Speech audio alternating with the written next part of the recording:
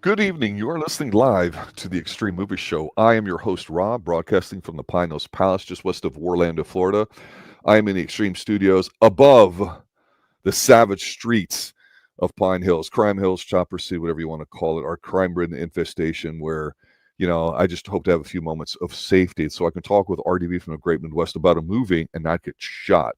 The reason why I bring that up is because RDV, we're delving into some films I have a particular fondness for that may not be everybody's category, and that is exploitation films, which means low brow, low budget, dirty, disgusting stuff for the sake of stuff that's not part of the storytelling, and it's the nature of how disgusting it is. In this case, rape, multiple rapes that really bug people. And I guess then they say, as much as critics in the 60s and 70s started hating all this stuff, the general public loved this stuff because they like a good revenge tale. And it doesn't mean we're simpleton and dopes, but God damn it, you could never start trusting cops after about 1963 or so, so we might as well do that. And here we have Linda Blair from 1984, part of a girl group, and one of her friends, it may trigger some of you guys here if you watch the unrated version, because there's a rated and unrated. The unrated, I think, is currently on Internet Archive. It's a great looking print. I think it's a very authentic looking movie. It's got a good feel to it. This is one of the better exploitation films just to watch. I'd only seen this in parts, RDV, and I can sit there and say, just getting done watching it not too long ago, I was mildly impressed by how decent it is, because this gives you the feel of what it was like being back there. And it's not this John Hughes shit from the 80s where everybody looks great and everything's perfect. Everybody spends a gazillion dollars at the mall. Nobody takes a shit or needs to eat or anything like that. This movie's kind of grimy, and it feels that way. And Linda Blair, you might know her from The Exorcist or other things. She acts very well in here. This is a very solid film. I would encourage anybody to take a chance on there too. What's your initial take on this? Have you ever seen this? I think Linda Blair's horrible at this. Really? And somehow people are saying she's a sex symbol. No, she's ugly. She's not that good looking. She, oh my gosh, paper bag that shit. Really? Disagree totally, sir. Oh my gosh. Compared to other girls out there, and then in the 80s, she is a plain Jane. Sorry. Well, here's the thing. They try to really like glamour up, and like I said, this movie was, you could tell, it was low budget. And I was explaining is that it bombed the United States, but outside the United States, in other countries like Argentina, it was #1 for 2 weeks in the box office when it came out.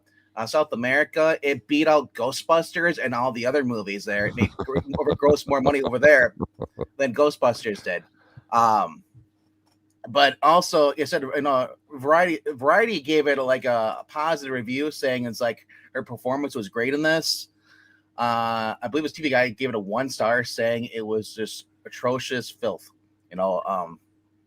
But for me, like, honestly, it just felt like a mix between, like, we're getting, I guess, you get rid of Danny Zuko and Olivia Newton-John, and we got the Pink Ladies, the Greasers, whatever, like, kind of fighting. And then, yes, it is an exploitation film, but the best part of this whole movie is the music. I do like the fact, because they do line up, she's going to get a crossbow, because everybody's seen the posters. So when they line up in the beginning of the film, they're looking through, they're walking down Hollywood Boulevard, is walking around in 1984, because that's what people did, I guess. Walked around, hung out on the weekends. And she comes across behind him, doesn't even mention it. They show the crossbow and a few other things there, and it's going to come into play later on. Absolutely. You just don't know if she's going to steal it or whatever, because it's like $34, man. $34 in 1984 was a lot of money. Unless you got it's approximately 10 times minimum wage, but then you have to factor out generations with inflation. So yeah, that'd be pretty expensive. And if you have $4 an hour job, you had a good job, So, and here she's a kid in school. So I'm wondering, where did she get the money from? Unless she just took her mom's cash, because credit cards weren't their big. When did credit cards come out? Like 60s going into 70s. I mean, I don't know how popular they were though, as far as everyone had one, but I just figured she just started robbing people, but they don't really explain it, and they don't really need to. No. So basically, we got her. Yeah, the whole plot of this planet is basically these guys, these low lives who are like in their 40s, they're hanging out with this high schooler, very sus, and they're selling dope and stuff, and They're high schoolers, sir. Oh my gosh! Only Vince was a high schooler. The other ones were out of school. Right, they were dropouts. They were losers. No, they were drug dealers. And yes, in the 80s, people looked older. It's true. The main guy looks like Sebastian Bach. No, Sebastian Bach's a lot skinnier. No, and prettier. Not much. But you tell me the guy in the scarf with the the bandana and the vest. You tell me that he wasn't like 30-something years old. Not the Canadian tuxedo wearing individual member of the gang. Not him. Yeah. No. It said the only one was in high school. That was Vince. He was the younger one. He was the new member of the Scars. Mm-hmm. The other ones were clearly out of high school and a lot older looking, and they're all basically cruising up. Basically, come across the Satins, because they're called the Satin Gang, or the girls are Linda Blair's group, and they flirt with them and stuff. But then flirt. Well, yeah, they're trying to flirt with them in their caveman style, basically, calling at them, hey baby, nice tits and all that stuff, and they end up basically almost running over her deaf mute sister, which I thought was like, oh my gosh, really? They're gonna have this in the movie? Yes. I was like, whatever. Yes. And you see how innocent she looked too, because one of the girls was getting married, and so they didn't want any smut or the schnapps to be just like, no, when it comes to her, I don't joke. Oh, Linda Blair's great in this, sir. And that's how girls look back then too, with the bodysuits and everything like that, and plus what they're not wearing later. But no, it was a bit contrived, but that's what these movies are, right? You're like, oh, they're not going to do this. Oh, yes, they are. Yeah. Who I liked here the most here was actually John Vernon. John Vernon fucking kills it, bro. I wish he was in like twice as much scenes in here. He's only like 3 or 4 scenes. Yeah, but and it could have been creepier. Every time I see him, he's just like Back to the Future. Who steals the show? The principal. Yeah, except for John Vernon's a guy that you go, there's no way in hell a principal would ever talk like this to anybody. It was the 80s. You wish he did. And you do think for that brief moment when he's telling his guys to go fucking iceberg and get your faggot friend out of here, never come to my school again, you're like, I think he could take him. Because John Vernon is the Animal House guy, Dean Wormer. Yeah, right? And you have no grade point average, and yours is 0.0. And he was in Killer Clowns from Outer Space. This guy's tremendous. Oh, he was opposite of Lee Marvin in Point Blank. Yeah, this dude's been around. And honestly, I believe it. Back in the 80s, you could talk that way to a student. Do you know why? Because absolutely. There was no, sissies, parents, whatever. The dialogue. I think you mentioned the music. Music's very good. I thought the dialogue in here was pretty realistic, actually, with all the cussing and stuff like that. That's how people are in high school. Really, I do. Yeah. So basically, after they harass the girls and almost run over, they drive away. And they come across Faden, who's a guy who basically was pushing their dope from them, and they feel like he's skimming out on them. They harass them, and this is where we get to see the girl from Chopping Mall, the one you've been waiting for the whole entire movie, Susie Slater. Oh, yes. Okay. Chopping Mall, boom, head explodes. These guys are right. This guy didn't pay him. I mean, he's out with a girl, but I mean, the next day, yeah. So. Anyway, they don't think, even if he did pay them, I feel like they were just kind of scumbags anyway. They didn't care. Yeah. They like torture people. Susie Slater, who originally started off in Mickey Explains My Camera, an episode of there. And then, then she was in the horror movie Chopping Mall, Chopping Mall. Yeah. Yeah. And, so basically, she hated the fact, this is a short little sweet story about her. She didn't want to be known as the topless bimbo. And that's kind of what she was in the 80s. That's why she kind of quit from acting after Chopping Mall, because pretty much all anybody wanted was to show her big banangas or bazookas. And they're full on display in the uncensored version if you were watching this back in the day, or if you have a copy. And to reemphasize your point, if you're watching. Basically, they were harassing Faden, and they rip up her shirt. You know that's going to happen because, why would you have a big-breasted girlfriend in there? And these guys are criminals. Show them a scum. They rip up her shirt, and they're basically motorboating at her, like grabbing her boobs and assaulting her. The point is they're indoctrinating him, and that comes into play later because he sneaks out of his house to run with the gang. No, I'm not talking about Vince. I'm talking about Faden, the guy who was skimming them. Or they supposedly thought he was skimming. I was pushing drugs. Right. They were pressing up on him. So Vince, they did shove Vince's face into the girl's boobs and stuff, but he was kind of into it, and as it was. Overall, yeah, she's only in there for a little bit, and then they kind of leave, and so then when they come back, and then they see the girls are talking and stuff, talking about Francine, she's getting married and stuff, she's pregnant and all, and then they said like, well, how about we get some revenge against those boys? Because you see them pushing dope stuff, teach them a lesson. So they steal their car. Some of them must have either they're stupid enough to left their keys in the convertible. It looks like a Bel Air almost. That's what it looks like. I'm not sure, but they drive the car around and they leave it full of trash. This basically leads to the scars, Jake and all them coming back to the school. They're talking and they talking to Vince, and that's when the principal shows up and tells them to get the fuck out of my school. As they're leaving, they look at the girls at cheerleading squad, and then we get to see the other blonde in here. That's basically gets in a cat fight again with her. With the Blair's character ends up after second cat fight. First was in the shower, second one was in the school in the classroom. And Linda Blair rips her top off. There's a gratuitous nudity in this thing. I couldn't believe how much nudity was. I was like, man, I thought Porky's was Porky's is nothing compared to this. I know, right? Anyway, so yeah, they basically spot her. Hey, that's the chick we almost ran over.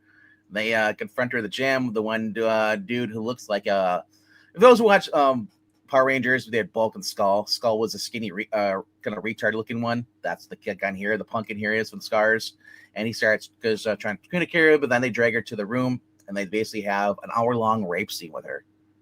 It almost feels that way. Taking turns, everything in the uncensored version. It is just crazy. So as far as the movie, the way it's set up here, obviously they've established the bad guys, the group of girls. You really quickly let them walk around doing their thing. Yeah. You realize that they got like a certain sort of street sense to them or whatever. One's getting married. The other ones are like, I don't know what I'm going to do. And so you have the whole high school possessiveness thing of, hey, don't look at my man, even though he's dope and staring at you. Go fuck yourself. And they get in a cat fight. Why? Because that's what you do in an exploitation film. They're taking showers and all this kind of stuff. A lot of girls looked like this in the 80s. They weren't skinny minis. They weren't fat, but they just, had the kind of like we talked about last week with the aerobicize and all that. That was in here as well with them during their PE time and everything. But you're having kind of like these two things going on. You're having them kind of get together and it's supposed to be good versus, the bad stuff that's going to happen. And you're like, well, it's not an exploitation film until something bad happens. And this girl, the mute, she's cute. She's good looking. She's blonde. But yeah, gets talked to by one of the guys, kind of naive, and they basically are all surrounding the gym. Lena Quigley, you recognize her? She's been in other stuff later. Silent Night, Deadly Night, zombie movie. Yeah, Silent Night, Deadly Night. That's the one. Yeah, yeah, but it's people get disgusted at rape scenes or really brutal stuff because they go, that's not tasteful. It's whatever. And I'm not saying it's right or it's wrong, but it's a movie. People choose to do it. We saw this in Death Wish and everything else there too. And a lot of people go, hey, even Death Wish, despite having a pretty strong message, maybe being misinterpreted, a lot of people said, hey, we're the moral police. We're the people that write in all these elite newspapers, so you have to listen to us.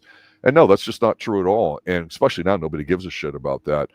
I know you said you didn't like Linda Blair. You thought she was ugly. One thing I will say about her, and not arguing that point with you because that's a matter of taste, is that her look at the time, there was a lot more tomboyish kind of looks back then for women.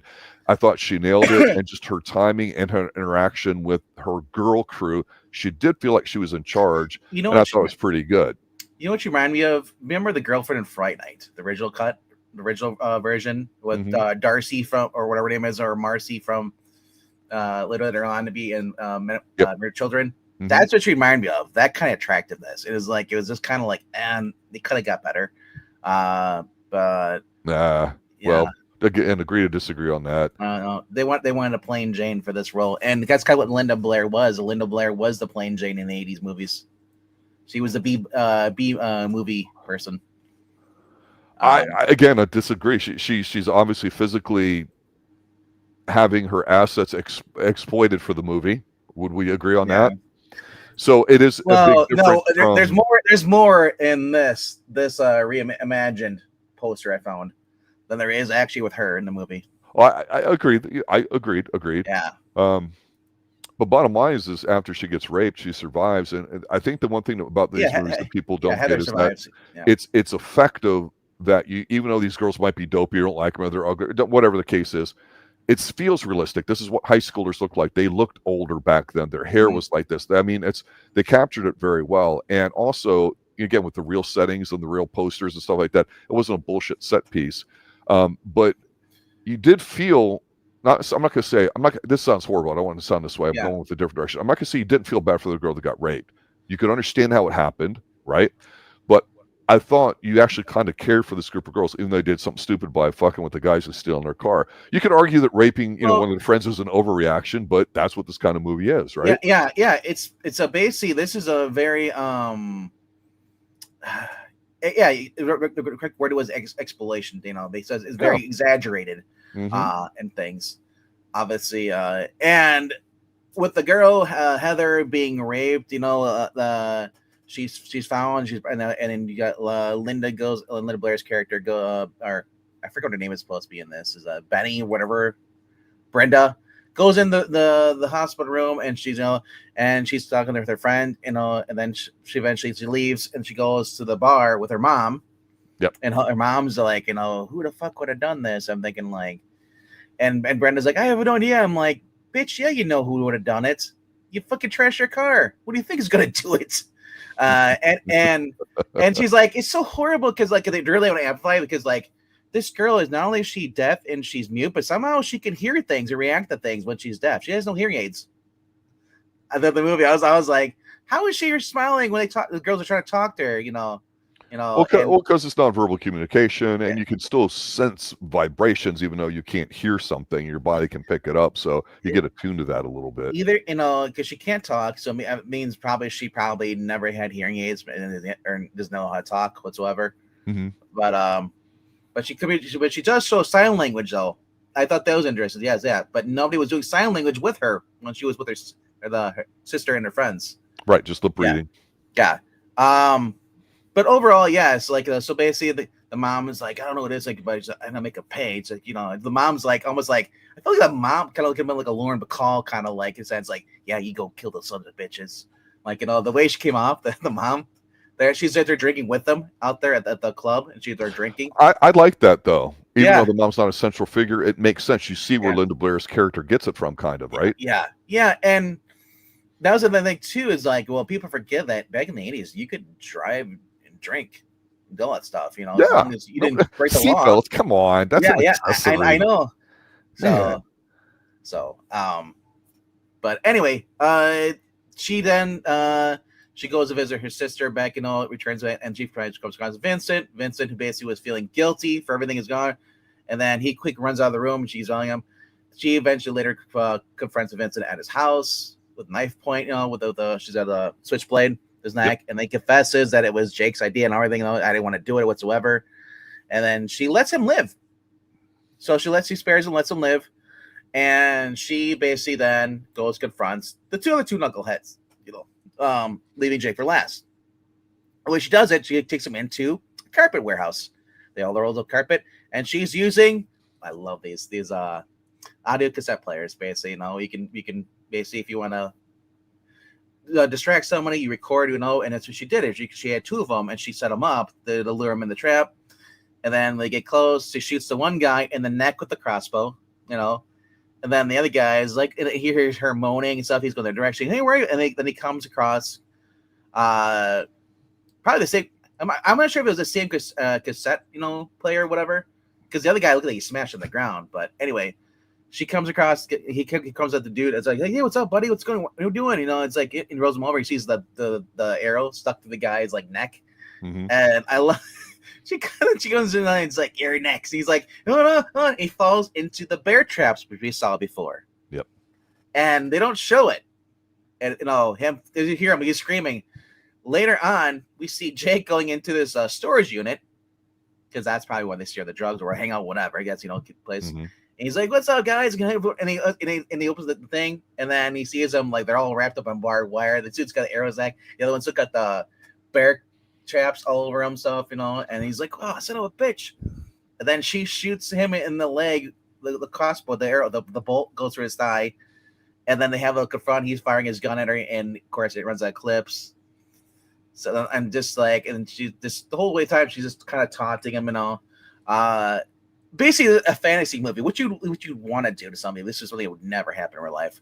But Jake, that's why you plot for it. Yeah. Jake ends up like basically like chasing after, calling after, because she's gonna like, I'll be right back. She gets in her Jeep, and then she doesn't take off until he's right at the gate there, opens it up. You see him fooling with the wires trying to get it open the fence. Mm-hmm. And then he gets pulled in by the chain, which he's upside down. Now he's trapped in the, he's hanging out. She's hanging like a pig. Yep. He's squeal, cut his nuts off and all that stuff. But him being some bright, takes the door and slams it in her face, knocks her over. That was kind of cool. Yeah. So they have this little fight scene towards the end, because they're building for something special. But I want to talk about Francine. Francine got thrown off the bridge. I wanted to pause and kind of get up because the best thing about this movie, and you could say, the gratuitous nudity, I love it because it makes me feel like the 80s. I think this movie has a great third act, because that's basically what happens is one of the girls in our groups starts getting chased by one of the guys, and they go over on that's the LA River. She had a wedding dress, everything. This had a whole scene about her. They're going to try and be the bridesmaids and stuff, and she's walking. She gets chased. They confront her. This is what causes Vince to basically confess. Get out of there, run away. He lifts her up in what looked to be a pretty good F5 position, an overhead press. A viaduct, jumps her, and you're like, in the Los Angeles River, basically. Yeah, and that was disgusting. Yeah. In other words, it was effective. Yeah. You're like, okay, this shit's for real now. So Vince, meanwhile, while this is all going on, Vince is going to try and escape town. He got money from somebody. He's going to leave. Jake, before all this confrontation with Blair, Brenda's character, Brenda, he sees him in the alley, and the guy's like, no, and I swear it's like this. It's like Austin Powers, the Zamboni. No, let's go. He's like 30 feet away or 40 feet away, and he hits him with the car, and it's like, you didn't try to move whatsoever, or you're nothing, you're trying to run away. I honestly, if he would have turned around and tried to run away, and then he gets run over, that would have been much more appealing. But he just kind of stood there and was like, "Are you freaking kidding me?" And so Jake kills him, and you see, the blood and it goes up. But so and scene is basically Jake is getting the upper hand, and he's basically choking Blair inside a paint shop, And then they're all covered in the paint thinner and stuff, what do you know about paint thinner, sir, that most people probably don't? Since nobody does home repairs anymore. I mean, I'm just saying, just paint in general is flammable. That's right. And she tried to light her cigarette earlier, and it wouldn't light. So then she pulls out her, while he's choking her, and she reaches. I'm like, oh, she's gonna do it. She's gonna do it. She goes in her back pocket, pulls out the lighter, and this time she gets a light, and then she lights his jacket, and he goes, "Whoa!" You see him jump to the window. The funny thing is, you could tell it's a guy wearing a flame suit because he looked like Leatherface in the front. You can always see it when they wear the stuff or the face. I thought this actually looked pretty good. I mean, especially for the time. I mean, for somebody burning head to toe, it was not a bad flame because suit. Jake jumped to the window. He's on fire out there. She somehow sneaks away, doesn't get in trouble with the cops. And then this leads up where basically how they're at the Francine's grave, talking about how they got those suckers, killed them all, and did right for her. And then it kind of leaves them with her and her friends at the grave, and that's it. Like, it's very 80s. Like, when it comes to Savage Streets, if you're looking for 80s, this is very 80s. It is. All this missing was the nerd and the glasses, the pocket protector. Yeah, and the nerd to me is a different type of character in the 80s, because when that was in a movie, it typically meant that it was in a what we would call like what I like to call a rich white boy fantasy, or upper middle class kind of fantasy in the 80s, with the malls and all that, like shiny stuff. Like I said, like if you're Tom Cruise and you're stressing over your SAT because you might not be able to get at Princeton even if you do well, so you buy some $1,000 a night hooker and fuck her on a train. That's a different kind of problem than going, man, I got people that want to kill me that are running drugs at the high school because I stole their car. It's just different subset, so the reactions can be different, right? I mean, if John Hughes made an exploitation film, I don't know what to say, but you definitely weren't going to get it. And this is where you and I have talked about the 80s. You have these kinds of movies, not necessarily exploitations, but these darker movies. But the 80s really started wanting all these happy ending, positive movies. And that was definitely a thing. So much so where they overdid it, I think. But that's what happens, right? Yep. Yeah. Talk for a minute. You mentioned earlier about the music. The music's not a synthwave score, but it sounds like 80s music, and it is. I gotta look up the actual name of the actual. So while you're proofing that, I'll just say to the audience that basically the interesting thing about it is if you've heard 80s music and it's indecipherable, whether it's in a Jean-Claude Van Damme film or here, and it's not something that was like radio popular at the time, there is the electronic jump sound of the 80s that got popularized and all that. But this guy that did some of the music in here, he's known for some stuff. John Farnham has done so many different movie stuff. It's nothing's gonna stand in our way. He's got an 80s voice. Yeah. We're looking out. So to me, when you're watching the movie, you're not hearing it. You're hearing it. You're not listening to it. In other words, you're not going, "Oh God, what is that? Who is that?" Or, "Hey, that's a Madonna song," or "That's a such song from that artist," and you know it immediately. No, like when Dawkins did Dream Warriors, that was huge, and there was this nice little convergence. But it's different here. It's like, yeah, it sounds like an 80s thing. I don't know what it is, but it sounds 80s. Yeah, I'm looking to see what he's 76 years old. He's from the UK. John Peter Farnham, British-born Australian singer. Basically became an adult contemporary singer basically after 1960s, because he went from the 1967 to mid-70s. He was a pop singer and stuff, over there. But now he basically started doing a whole bunch of different movie songs. Mm-hmm. Give us some 80s hits, sir. Let me look at here. You have Savage Streets, 1984, I think is the release date.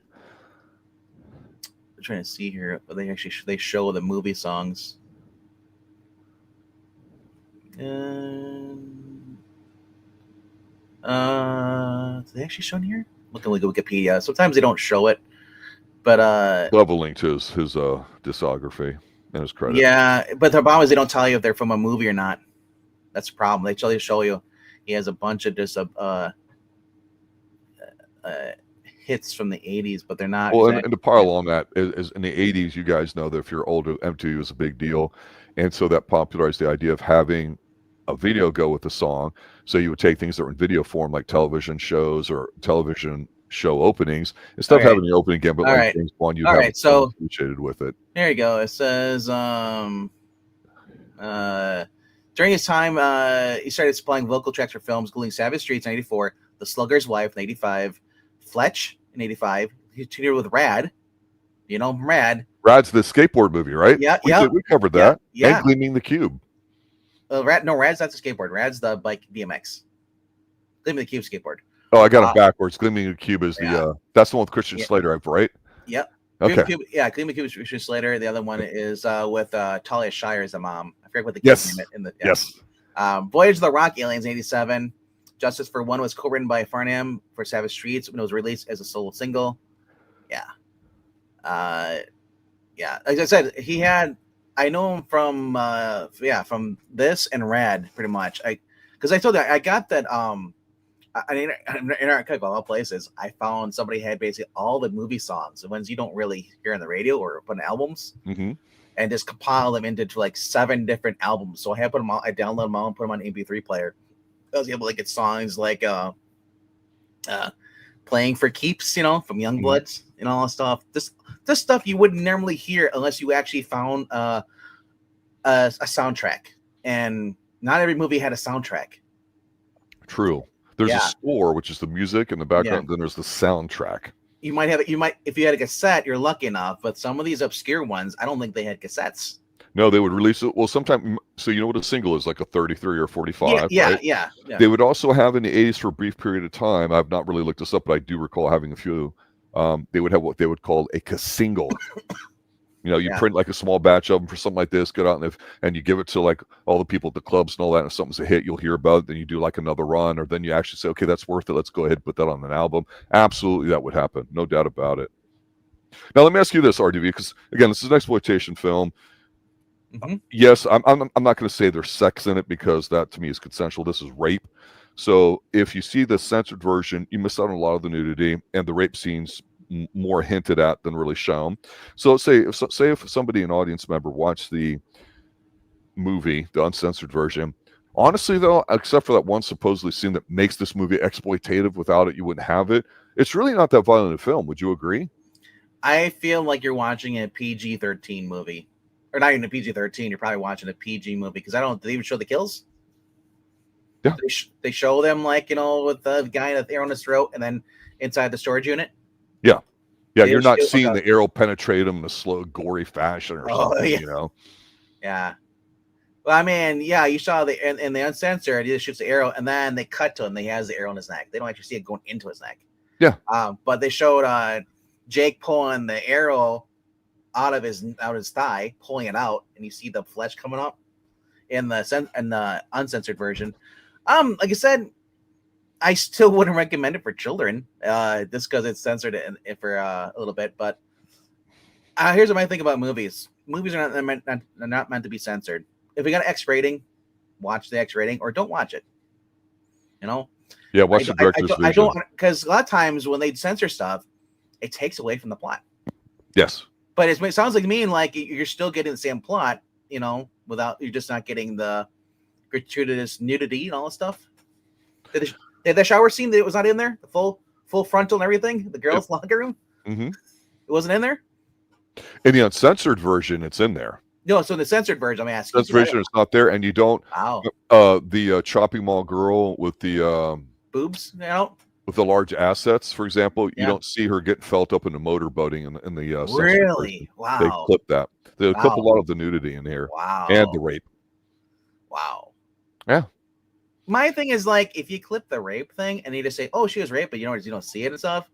Like, it kind of takes away the impact, the fact of the rape and stuff, like the revenge. That's what we're exploiting early on, a negative feature for the payoff at the end. But you mean like it's like Last House on the Left? You take away the rape scene. I spit on your grave. All that stuff, yeah. Death Wish. It's gratuitous for a reason. It's the reason they show it, because not the say glorify it. No, it's because say that this is it's a really traumatic thing, and this is why the character's pissed off, and that's why you cheer when the character gets revenge. Yes. That's the whole reason you show it, not just to show it because guys want to get off to it. No, obviously, no. If you're getting off to that, you have issues. That's gross. And you should be locked up. But overall, you said this is the 80s movies with 80s soundtrack. John Farnham. If you watch Rad, he had a what I'm trying to think. Is that not Thunder in Your Heart? I think it was the other one. The one where they're. It's been a while. I'll look it up again. But you'll notice that if you watch a lot of these 80s B movies, you'll start hearing the music, and you'll start noticing, you'll start hearing some of these guys are the same singers. Yes. And once you notice that, it's like, wow. It's like, because you think about it, it's like, well, if I can't make it big, doing being a Bon Jovi, which some people either love or hate, obviously Bon Jovi's doing something right, like Nickelback, that you're making money. But if you can't do that, Neil Diamond did, just write the songs, get paid for that. Sammy Hagar realized that with Rick Springfield. He's like, I couldn't make this song, a hit, but Rick Springfield comes in and somehow he writes it. I'm like, I don't give a shit. I'm making money off of him. Here's one thing I did notice though. Linda Blair, looking at her career, she was 15 years old and dating Rick Springfield, who was like 25 at the time. Right. I was like, what the heck? Well, it's pretty common, especially I mean, yes and no. I mean, people gave Steven Tyler. Remember he got a lot of shit the last year. It turned out his girlfriend says that that they were like he was grooming her or whatever. Remember that came out? Mm-hmm. It's like, well, gee, nobody's going after Rick Springfield. I think it's funny when people react over one thing but don't mention another thing. So if you're gonna complain one thing, complain about everything. Well, it's not trying to justify anybody. But no, but I'm just saying things too. But you're right. She dated a lot. She dated two guys from Deep Purple. Yeah. And one of them ended up becoming her husband. I think she got married, right? I think she got Linda Blair. I don't really recall. Deep Purple is one of my favorite bands, but they went through a couple different variations. So at the time in the 80s, it had already changed. I mean, gosh, like people don't realize Dio was from there. And she dated Trash Beat bases, Deep Purple and Trash Beat bases, Glenn Hughes. Then she dated Hughes? Glenn Hughes. Jesus, that guy was a monster. She dated Neil Garotto, guitarist and future husband of Pat Benatar. And then he's a great guitarist, and he would be yeah, the guitarist on like We Belong and all that in the early yeah, 80s, which yeah. came out about this time. Yeah. Then between 79 and 81, she dated Six guitarist Tommy Shaw. Also dated Jimmy. Oh, really? Yeah, she That was dated. his coke fuel days before he started Yes, singing she people on dated soap Jim operas. Dandy Magrum of the Black Oaks, Arkansas, in the early 90s. Black Oak, Arkansas? Yeah, yeah. Oh my God. That's a Southern's band. So she lived with Winks Hollister, and then she dated Rick James and did blow with him.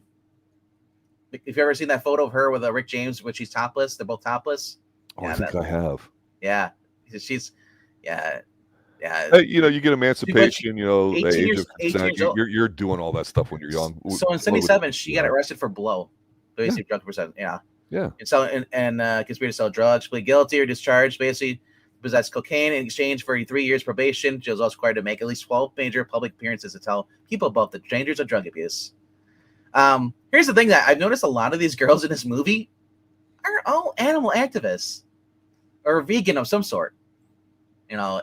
That became a thing in the 80s, and a lot of times people say that it's not necessarily that it's being animal activist or vegan, it's having a cause. You're rich, you're married to somebody, you're partying, now you want to settle down a little bit, whether you get settled or not, you have a cause. Whether it's an earth cause, an animal cause, some kind of cause. That's not unsurprising to me. Then one of the girls who put Maria in there is Luisa Leschin. I was looking up where she is now. She's a girl from Guatemala who she was born there. And she moved the here. And then right now, where she's in now, she's basically serves as a co-executive producer at Amazon Studios TV series Just Add Magic. So she's still around doing some stuff. She appeared in multiple series, including Square One Television, 87 to 92, and then Beverly Hills 90210. Those plays. So she popped up, and then Lisa Freeman, she was best known for her adult surf fiction novel Honey Girl. After attending Columbia Pictures acting, she married DeVille in Knots Landing, Friday for the 13th, final chapter. This is the girl who played Francine. Okay. She's also in Back to the Future. So she made pops in there. And then Lena Quigley was the other one. She's the one that plays Heather in this. Mm-hmm. She's best known for her roles in Return of the Living Dead. Mm-hmm. She also was in Savage Streets, Deadly Night, Nightmare Sisters, Creepzoids, Sorority Babes and Slime Ball, Orama, Hollywood Chainsaw Hookers, Night of the Demons, the original and the 2009 remake, Nightmare on Elm Street #4, Dream Master. Yeah, like I said, Linnea, sorry, not Linda. Linnea Quigley, literally in this movie, Heather, she looks like she's every horror movie, slasher movie girl. The innocent girl. He has the blonde hair, and it's tied up in a ponytail and everything. She just looks like she stepped off the set of Full House and is getting ready to be attacked by a demon or a slasher. Can you imagine, 1984 going into 85? Halloween had been out 7-8 years, and so now you've got Friday the 13th. You've got some of these other things. Nightmare on Elm Street, I think, came out in 84. The first one or two is kind of much different than the rest of the series, right? So you have all these B-level horror movies that kind of didn't exist before. I mean, there was horror movies, but more like classic movie monster type things. They're easy to kind of redo and stuff. Mm-hmm. And Hammer had their own thing going over. But this was somewhat relatively fresh, and it was always fun to go out and see a movie like this that wasn't like a drama. So the other girl, Marcia Karr, who's also in here too, she plays Stevie in this. She started in The Entity in 1981. She's a body double for Barbara Hershey. Then she went into Concrete Jungle. Chained Heat. She was in there. She was known as Twinks. Hard Bodies. Hard Bodies. There you go. Yeah. She was a hard body on the stairs. She was in Real Genius. She was Cornell's girl at the party. Okay. She went into 86 to Sex Appeal. Then Night Stalker. Okay. She was the lead. She was the lead girl. Played Rhonda Johnson in Killer Workout in 87. And then Death Blow, Cry for Justice. Then her other, where I know her from is from she played Nancy in Maniac Cop. Oh, okay. Yeah, we reviewed that a few years ago, I believe. Yeah. Wow. Yeah. That's the one with Bruce Campbell. Yep. So I said, a lot of these girls in here are B movie stars. Yep. And not just slasher stuff. Because what did they need in the 80s? A lot of girls for slasher movies. Nothing wrong with it. No. So like I said, overall, it was a fun movie to watch. But would I ever go back and watch it again? Probably not, unless I'm watching the shower scene. Yeah, you would. No, I know. I'm just saying, like, none of everybody in here clearly was not high school age. Everyone was older than that. But you know, I've said this before. We don't see nudity in films anymore. We don't see anything cool. It's cool now for especially on television shows now for older women to rape younger guys because younger guys don't think of it. And guys are dumb enough to say, "Oh, we got involved." You see it on everything, but you don't see this kind of like, you know, you're a woman and you know you have this awareness of your sexuality, no matter how you dress or what you look like and all that. Yeah. There's an element of realness to that in the 80s that you just don't have anymore. I don't think it's really. It's really awful. All these beautiful women today and fit women, and they're all tattooed up, and they don't show any skin. It's like, what's the point? Not everybody's tattooed up and so stuff, but you know what I'm saying. That's generally accepted now. Back then, it really wasn't. That's the norm. Yeah, for Hollywood, not so much. But now with some of the punk movie stuff, you know, I can see that. I was gonna bring up that Dinah Meyer. If you don't know, she was Izzy in Starship Troopers, and then went on to be a Barbara Gordon Birds of Prey show that was on the WB back in the day. She's been doing these Lifetime movies or these movies where she is the teacher preying on the hot student kid. I think Robbie from Karate Kid or Cobra Kai was in one of them. Yeah. Where he has sex with her, and then he's like the next day showing up, and she's like the English teacher or something, and she has glasses on and all that shit. Yeah. I'm saying normally you would not see those movies back in the day, and now they're popping up now. It's like it's honestly it's nice to see that yes, there are women that prey on guys, you know, and there's also guys that prey on women. It's like it's a discrimination. Doesn't matter what gender you are. People are disgusting. But overall, I mean, but otherwise, if you haven't watched every filthy second of this uncensored cut, you need to go watch it. It's worth a watch, and twice on Sundays. Like Rob did today. No, just once. I was more pissed off at how shitty the Columbo episode was, but for you to understand how bad it was, you have to listen to that. How can Columbo be bad? It's the same plot every freaking episode. It has the same template, but it's not the same plot, sir. Those are different. I mean, somebody murders somebody, and then he solves it, and they try to be clever about it, and he points out, you made one little mistake, you know? Right. But then his car gets hit. The cleverness of it is an issue, and also the relationships, because here, to use your point, as an exploitation movie, we don't like the horrific act, but if you don't have a horrific act, you don't have a payoff. Yes. So in Columbo, they say, yeah, we're going to show you who it is, so we're going to show you how Columbo gets to it, but what the deliciousness of it is watching the evil guy squirm, whether it's an accident or it's premeditated. How does it come out? And it's usually a human component.